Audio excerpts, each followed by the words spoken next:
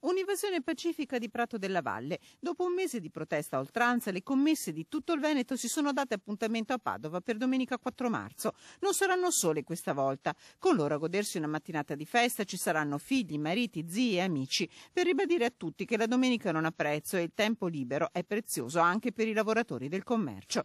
A partire dalle 9:30 Prato della Valle accoglierà quanto può far diventare speciale un giorno di festa. Una gara di roller per i ragazzi, un gruppo di giocoleria, divertimento e attrazioni anche per i grandi. A fianco delle commesse anche le associazioni del commercio che da mesi ribadiscono il no ad aperture indiscriminate. L'unico settore completamente proprio completamente libero, dove vale esclusivamente la legge della giungla, è il commercio, perché su tutti gli altri settori abbiamo visto dei grossi passi indietro rispetto, e questo francamente ci fa riflettere rispetto a quella che è la potenza, lo strapotere di alcune grandi strutture.